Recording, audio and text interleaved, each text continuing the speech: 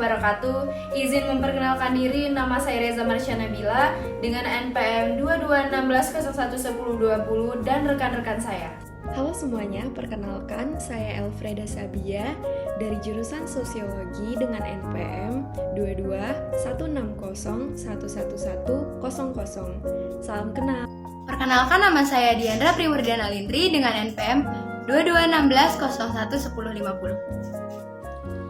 Assalamualaikum warahmatullahi wabarakatuh. Perkenalkan, nama saya Kalista Rizky Berliana dengan nomor NPM 2216011004.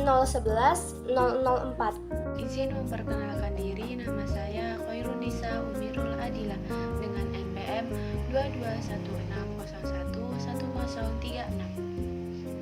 Perkenalkan, nama saya Ramadhani Dwi Setiawan dengan NPM 2216011066. Perkenalkan, nama saya Raffi Ahmadani, NPM 2216011118. Nama saya Aryo Eko Saputro, NPM 2216011084.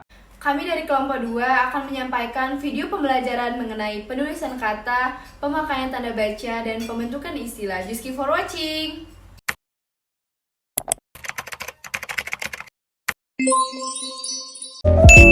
Kata sandang adalah kata yang berfungsi menentukan dan membatasi kata benda dan kata sifat. Kata sandang tidak memiliki makna tersendiri. Makna atau arti kata sandang bergabung dengan kata yang lainnya.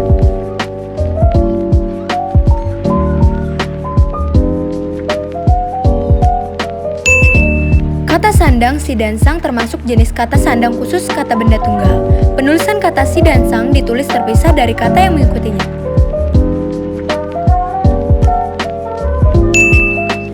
Surat itu dikembalikan kepada si pengirim. 2. Toko itu memberikan hadiah kepada si pembeli. 3. Ibu itu menghadiahi sang suami kemeja batik. 4. Harimau itu marah sekali kepada sang anjing. 5. Dalam cerita itu si buta berhasil menolong kekasih.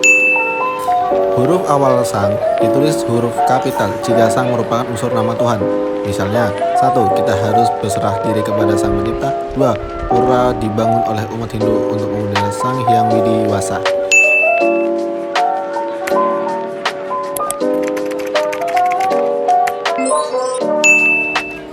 Tanda titik adalah tanda baca yang digunakan untuk menandai kesudahan dari suatu kalimat dalam beragam bahasa. Tanda ini terdiri atas titik kecil yang ditempatkan di kesudahan suatu baris dari suatu kalimat. Seperti di kesudahan kalimat, tanda titik juga digunakan dalam singkatan. 1. Tanda titik digunakan pada akhir kalimat pernyataan. 2. Tanda titik digunakan untuk mengakhiri pernyataan lengkap yang diikuti perincian berupa kalimat baru, paragraf baru, atau subjudul baru.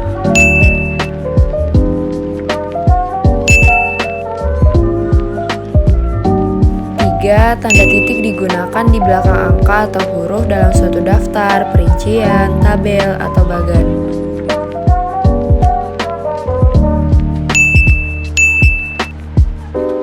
4. Tanda titik tidak digunakan di belakang angka terakhir pada deret nomor dalam perincian. 5. Tanda titik tidak digunakan pada angka atau huruf yang sudah bertanda kurung dalam perincian. Keenam, tanda titik tidak digunakan di belakang angka terakhir, baik satu digit maupun lebih dalam judul tabel, bagan, grafik, atau gambar. Ketujuh, tanda titik digunakan untuk memisahkan angka jam, menit, dan detik yang menunjukkan waktu atau jangka waktu. Tanda koma berperan dalam membentuk sebuah kalimat perbandingan. Tanda ini dipakai memisahkan kalimat yang setara yang didahului kata yang menunjukkan perbandingan seperti tetapi, namun, atau melainkan. 1. Tanda koma digunakan di antara unsur-unsur dalam perincian berupa kata, frasa, atau bilangan. Kedua, tanda koma digunakan untuk memisahkan anak kalimat yang mendahului induk kalimat. Ketiga, tanda koma tidak digunakan jika induk kalimat mendahului anak kalimat. Dan yang keempat, tanda koma digunakan di antara nama orang dan singkatan gelar akademis yang mengikutinya untuk membedakan dari singkatan nama diri, nama keluarga, atau nama marga.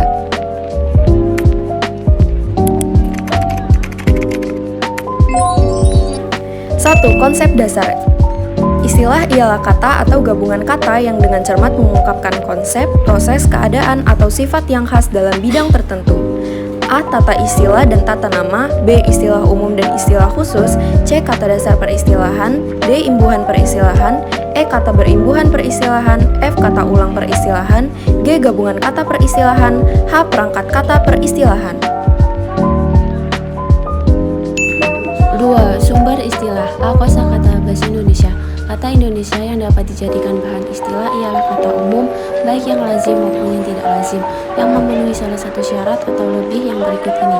Kata yang dengan tepat mengungkapkan makna konsep, proses, keadaan, atau sifat yang dimaksudkan, seperti tunak steady, telus percolet, imax simulet.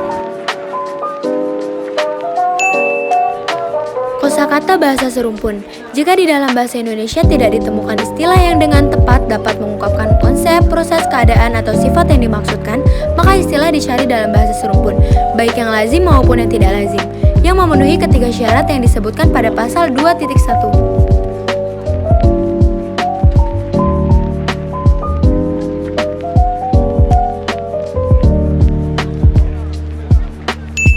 C. Kosakata bahasa asing. Jika dalam bahasa Indonesia maupun bahasa serumpun tidak ditemukan istilah yang tepat, maka bahasa asing dapat dijadikan sumber peristilahan Indonesia. Istilah baru dapat dibentuk dengan jalan menerjemahkan, menyerap, sekaligus menerjemahkan istilah asing.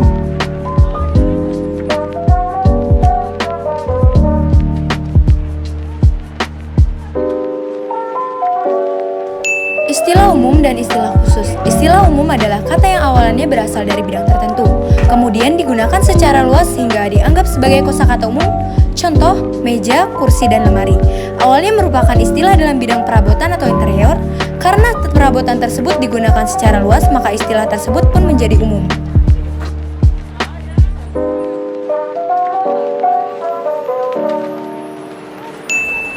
Kata istilah khusus adalah kosakata yang dipakai secara terbatas di bidang tertentu.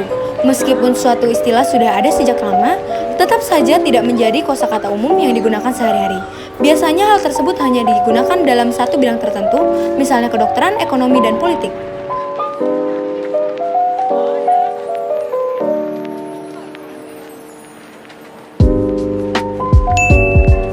Kesimpulannya, dari jabaran di atas sudah dijelaskan mengenai penulisan kata, gabungan dari kata-kata sandang, si dan sang, pemakaian tanda baca, titik dan koma, dan pembentukan istilah, sehingga sudah sepatutnya bisa dipahami mengenai materi tersebut, dan sebagai warga negara Indonesia kita bisa mengimplementasikan ejaan serta kaidah kebahasaan dan memahami tata cara peletakan sesuai ejaan yang disempurnakan atau EYD.